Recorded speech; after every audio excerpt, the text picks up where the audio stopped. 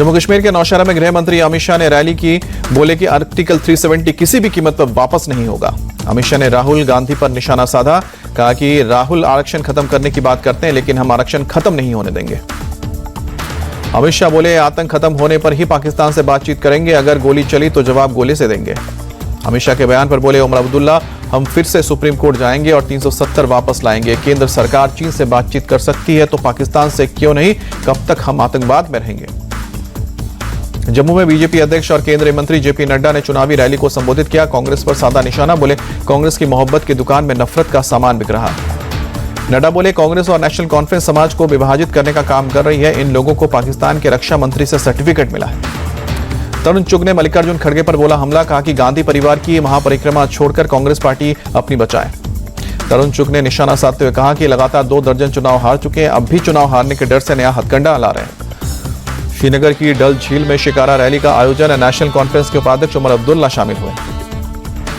America में सिखों पर दिए बयान पर राहुल गांधी का ट्वीट, लिखा कि बीजेपी मेरे बयान को लेकर झूठ फैला रही है, हमेशा की तरह झूठ का सहारा ले रहे हैं। राहुल बोले बीजेपी सच्चाई का सामना नहीं कर सकती, इसलिए वो मुझे चुप कराना चाहते हैं। जम्मू कश्मीर चुनाव पर बोले केंद्रीय मंत्री गिरिराज सिंह, संकट के समय पाकिस्तान से मदद लेती है कांग्रेस, पाकिस्तान के मंत्रियों के बयान पर राहुल गांधी की जुबान क्यों नहीं खुलती।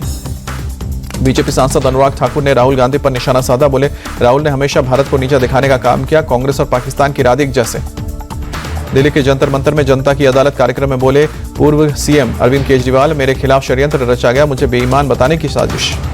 केजरीवाल बोले कुछ दिन में सीएम आवास छोड़ दूंगा, अब दिल्ली में मेरे पास रहने के लिए घर तक नहीं। केजरीवाल ने कहा कि मुझे कुर्सी की भूख नहीं है, मैं दाग के साथ काम करना तो दूर जी भी नहीं सकता। पूर्व सीएम केजरीवाल बोले मैं पूछना चाहता हूं कि जेल भेजने वाले चोर हैं या मैं, जनता बताए कि ईमानदार हूं या बेईमान। केजरीवाल ने कहा कि पीएम ईडी सीबीआई के जरिए डरा रहे हैं, क्या ये सही है, भ्रष्टाचारियों को बीजेपी ने पार्टी में शामिल क्यों किया। केजरीवाल ने संघ प्रमुख मोहन भागवत से 5 सवाल पूछे, बोले क्या ईडी सीबीआई पार्टी को तोड़ना सही है, बीजेपी में भ्रष्ट नेता क्यों शामिल हो रहे हैं। केजरीवाल बोले भागवत जी बताएं, बीजेपी का पद भ्रष्ट हो रहा है क्या वो बीजेपी के इन कदमों को सहमत है। केजरीवाल बोले मेरी चमड़ी मोटी नहीं है, मुझे चोर कहते हैं तो आत्मा दुखती है। केजरीवाल ने कहा कि मैं यहाँ पैसे कमाने नहीं आया था, 10 साल में 10 बंगले और 10 प्लॉट हो जाते, लेकिन मैंने कुछ नहीं कमाया। दिल्ली में बीजेपी नेता धरने पर बैठे, पूर्व सीएम केजरीवाल के खिलाफ की जमकर नारेबाजी। केजरीवाल की जनता की अदालत पर बोले बीजेपी नेता प्रदीप भंडारी, ये भ्रष्टाचारियों की अदालत है, आगामी विधानसभा चुनाव में केजरीवाल की हार तय है। केजरीवाल की जनता अदालत पर बोले दिल्ली के कांग्रेस नेता संदीप दीक्षित, ये एक प्रायोजित अदालत है, 5-6 महीने में केजरीवाल तिहाड़ जेल के स्थायी निवास बन जाएंगे। जम्मू कश्मीर में किश्तवाड़ में आतंकियों से मुठभेड़, 2 से 3 आतंकियों के छिपे होने की खबर, पूरे इलाके में सर्च ऑपरेशन। मध्य प्रदेश में ट्रेन से साजिश की बड़ी खबर का खुलासा, नेपानगर में सेना की स्पेशल ट्रेन को डिरेल करने की कोशिश हुई, 10 डेटोनेटर लगाकर ट्रेन पलटने की हुई कोशिश। नेपानगर के साग फाटा रेलवे स्टेशन के पास हुई वारदात, एनआईए और एटीएस के अधिकारी मामले की जांच में जुटे। कानपुर में फिर पलटने की साजिश, ट्रेन को प्रेमपुर रेलवे स्टेशन के पास रेलवे ट्रैक पर छोटा गैस सिलेंडर मिला।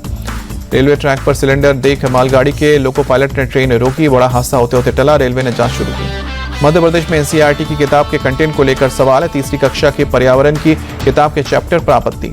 खजुराहो में छात्रों के अभिभावकों ने कंटेंट को लेकर जताई थी आपत्ति, लव जिहाद वाली साजिश का आरोप लगाया। अहमद को रीना का लेटर कंटेंट के खिलाफ शिकायत, किताब से चैप्टर हटाने की मांग को लेकर प्रदर्शन। एमपी के बीजेपी विधायक रामेश्वर शर्मा बोले 3री कक्षा के बेटा बेटी को लव जिहाद जैसे सब्जेक्ट से जोड़ना गलत है, लव जिहाद और लैंड जिहाद जैसे विषय पनपने नहीं देंगे, शिक्षा मंत्री से कार्रवाई की मांग करेंगे। न्यूयॉर्क में होटल पहुंचने पर पीएम मोदी का भारतीय प्रवासियों ने जोरदार स्वागत किया, मोदी मोदी के नारे लगे। पीएम मोदी आज सीईओ राउंड टेबल में प्रमुख अमेरिकी कंपनियों को प्रमुखों के साथ मुलाकात करेंगे। एआई, क्वांटम कंप्यूटिंग, सेमीकंडक्टर और बायोटेक्नोलॉजी की एडवांस तकनीक के लिए दोनों देशों के बीच सहयोग को कर सकते हैं जोर। पीएम मोदी न्यूयॉर्क में भारतीय प्रवासियों को भी करेंगे संबोधित, कई अन्य कार्यक्रमों में शामिल होंगे। अमेरिका के डेलवायर में वार्ड बैठक में शामिल हुए पीएम मोदी, अमेरिकी राष्ट्रपति जो बाइडेन, ऑस्ट्रेलियाई पीएम एंथनी एल्बनीज और जापानी पीएम फूमियो किशिदा के साथ बैठक की। बैठक से पहले क्वाड लीडर्स को फोटो सेक्शन में भी रखा गया। पीएम मोदी के ठीक बगल में खड़े दिखे जो बाइडेन, कंधे पर हाथ भी रखा। पीएम मोदी के कंधे पर हाथ रखकर बाइडेन बोले क्वाड रहना होगा, और बाइडेन क्वाड के अस्तित्व को लेकर पूछा गया था सवाल। मोदी ने कहा हम किसी के खिलाफ नहीं। 2025 में होने वाले क्वाड शिखर सम्मेलन की मेजबानी करेगा भारत, विदेश सचिव विक्रम मिस्त्री ने जानकारी दी। पीएम मोदी ने अमेरिकी राष्ट्रपति बाइडेन को चांदी से बनी एक ट्रेन का मॉडल गिफ्ट किया। हाथों से उकेरे गए ट्रेन के मॉडल को महाराष्ट्र के कारीगरों ने तैयार किया है। पीएम मोदी ने अमेरिका की फर्स्ट लेडी जिल बाइडेन को भी दिया उपहार। पीएम ने जिल को पश्मीना शॉल गिफ्ट की। हरियाणा के जिंद में बोले यूपी सीएम योगी, यूपी में पहले हर तीसरे दिन दंगे होते थे, लेकिन आज यूपी में दंगे नहीं होते। सबका साथ सबका विकास की भावना के अनुरूप विकास के काम किए जा रहे हैं। जिंद में सीएम योगी ने कांग्रेस पर साधा निशाना, बोले कि कांग्रेस ने हमेशा समाज को लड़ाने का काम किया, इन्होंने जातीय सेनाएं खड़ी की हैं। गोरखपुर में सीएम योगी ने जनता दरबार लगाया, एक एक करके लोगों की समस्याएं भी सुनी। अयोध्या से सपा सांसद अवधेश प्रसाद के बेटे अजीत प्रसाद के खिलाफ एफआईआर दर्ज हुई है। मारपीट धमकी देने के धाराओं में केस दर्ज है। रवि तिवारी नाम के शख्स ने मुकदमा दर्ज किया। तिरुपति प्रसाद विवाद के बीच डिप्टी सीएम पवन कल्याण ने उपवास का ऐलान किया। 11 दिनों तक प्रायश्चित दीक्षा ली है। तिरुपति मंदिर में हुए अपराध का पता नहीं चलने के कारण प्रायश्चित करूंगा कहा। मिलावटी प्रसाद के लिए पवन कल्याण ने खेद जताया, कहा कि भगवान मैं आपसे विनती करता हूं कि मुझे पिछले शासकों द्वारा किए गए पापों को साफ करने की शक्ति दें।